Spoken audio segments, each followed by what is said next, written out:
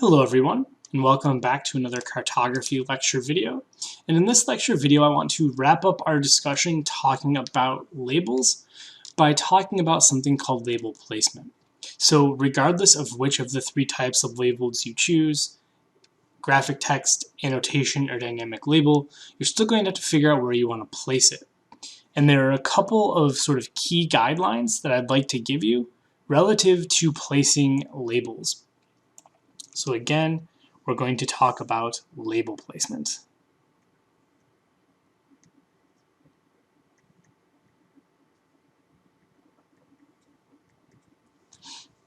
So just to be clear what I'm talking about, when I say label placement, you have some feature, which we will label feature, right? You have some feature. In this case, it's a point, and then you have to figure out where do you want to place your label. Do you want to place it here? Do you want to place it here? Do you want to maybe place it way out here and do some sort of a leader line to the feature? Right? That's what I mean when I say label placement. Where are you going to place the label relative to the feature? So generally speaking, there are a couple of different approaches for each point, line, and polygon. And I just want to give you some best practices to help you avoid making key mistakes when it comes to label placement. So we're going to basically boil this lecture down to best practices. So let's talk about points.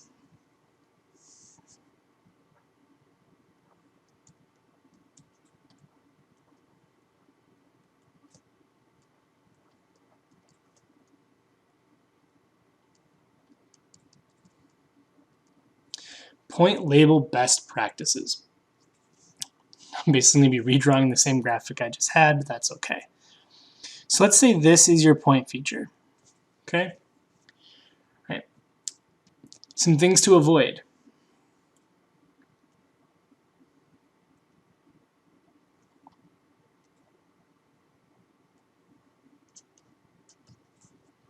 Right. 1. Don't line your label up with the feature.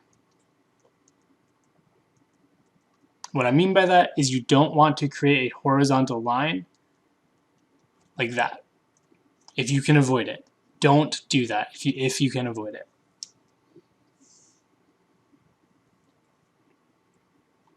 2, don't put your label on your feature. Now this may seem like common sense, but still, right, if this is your feature, don't do that. Don't put your label on your feature.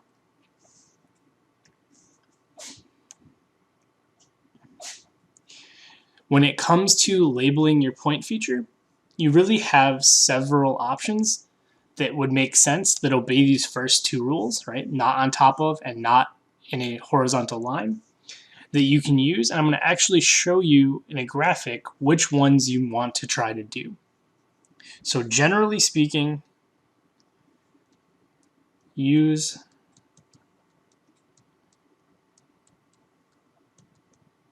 the following.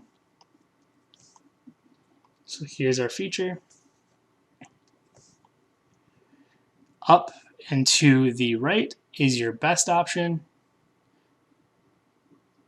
And this is based on sort of where the eye goes, so it sees the feature. It's going to look up here for the label first. Next is going to be up and to the left.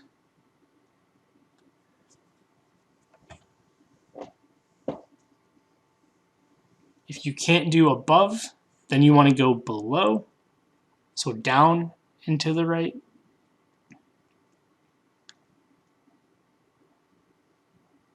And then down and to the left. That shouldn't say 9, that should be a 4. Down and to the left. If you have to do this, if none of the 4 sort of corners are appropriate, you can create a vertical line with above being better than below. So again, whenever possible, try and place your label close to the feature in the upper right-hand corner. Okay? Hopefully that makes sense. Points are pretty straightforward. Try and follow this diagram whenever you can, and never put a feature on or a label on top of a feature, because you're just going to be unable to see the feature. So points, pretty straightforward.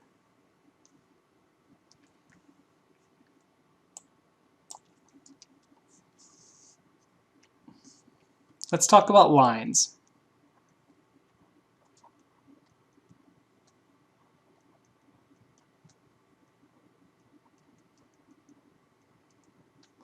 Line label best practices. Okay. So we have a line.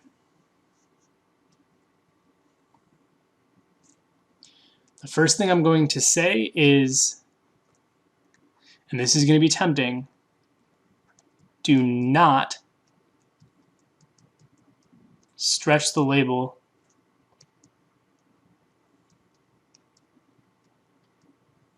to cover the whole line. And what I mean by that is let's say this is the New York River, right? You might be tempted to do something like this.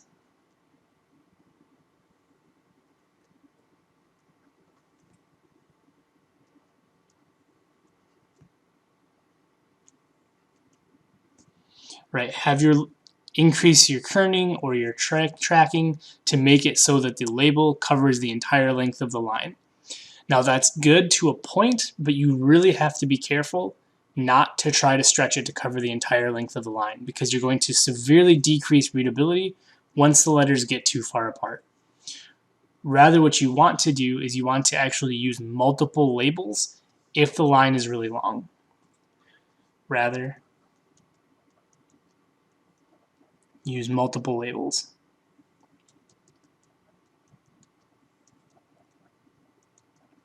Right, so this top thing, right, this is bad practice. Don't do this.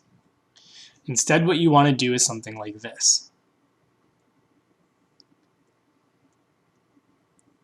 And then a little bit farther down the line, duplicate the label again, New York. Right.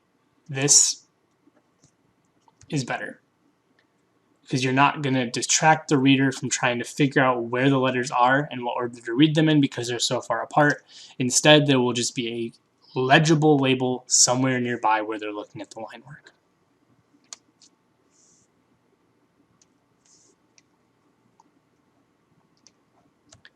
Two, when dealing with curved lines, use fewer spline points.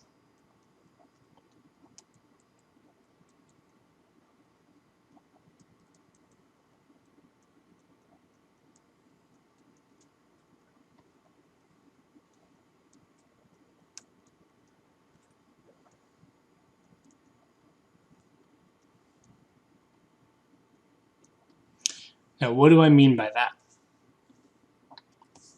What I mean by that is, let's say that instead of being a straight river, this fictitious New York River does something like this. It's got a bit of a curve to it, right? One approach would be to just have New York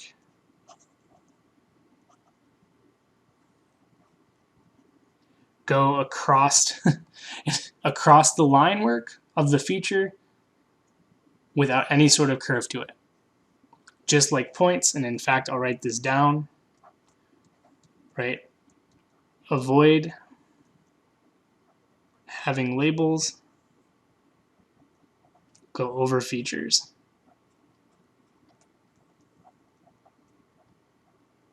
Right, we want to avoid that. Let me delete that really quick. And we will put in a new New York River.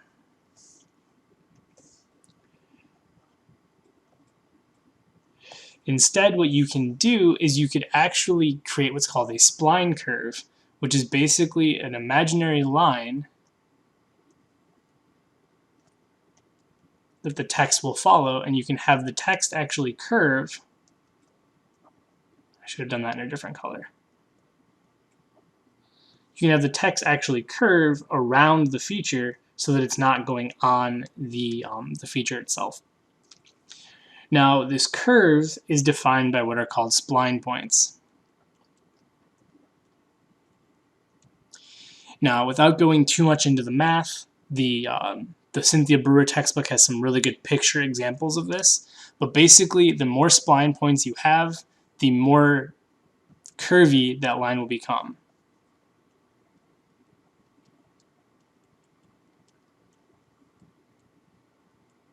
More spline points equals more curvy. I'm going to do some quick butchered artwork here. All right, so if we have these two, right, with fewer spline points, right, your label might arc like that. If you have a lot of spline points, your label might go like that. Right, you don't want this one. You want to use fewer spline points. Right, fewer spline points. If you have more spline points, what would end up happening here? Actually, let me trash that really quickly, and I will diagram out another New York River and show you what would happen if you have more spline points. I'm going to try to replicate it. Now keep in mind, this is free drawing. Actual splines would be slightly more complicated. But basically, by adding enough spline points, you can create something that pretty much mirrors the river. And you could have your text do something like this.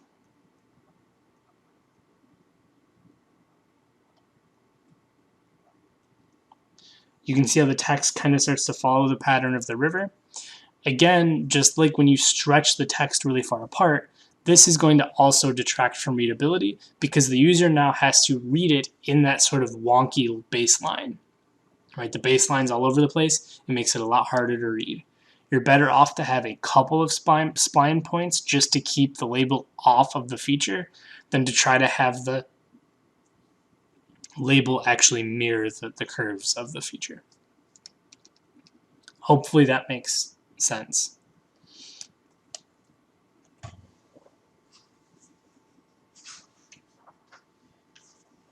Finally, we have polygons.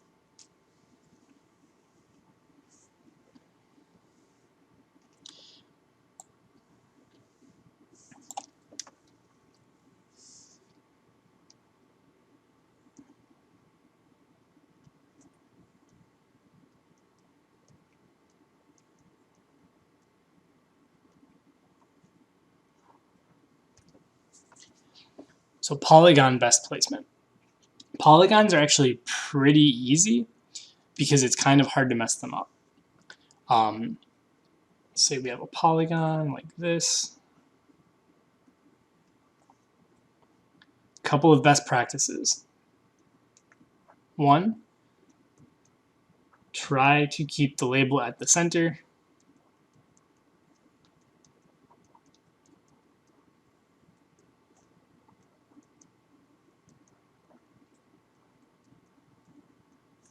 So in this example, we would want to try and keep our label here, right, as opposed to up here, or even worse, outside of it, right? We don't want those. We want to keep our label in the center.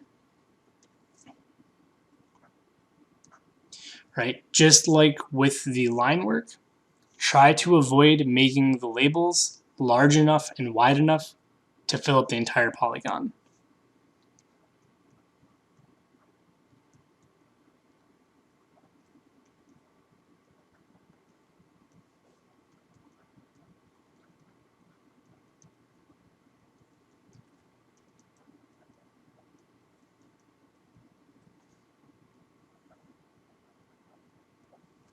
Right? Again, just like with line work, less is more.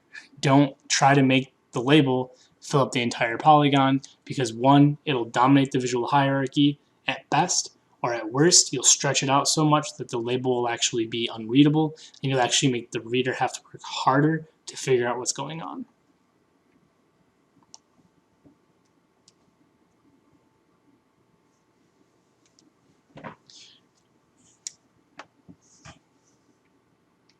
So those are really the only two rules to be aware with polygons. Try and keep them in the center, and don't go too big or too wide. Again, a little bit of kerning and a little bit of tracking can be a really good thing, but if you go too far, you're just going to make everything illegible. So hopefully this all makes sense. Hopefully these best practices help you think about label placement. And as always, if you have any questions, please reach out. Thank you.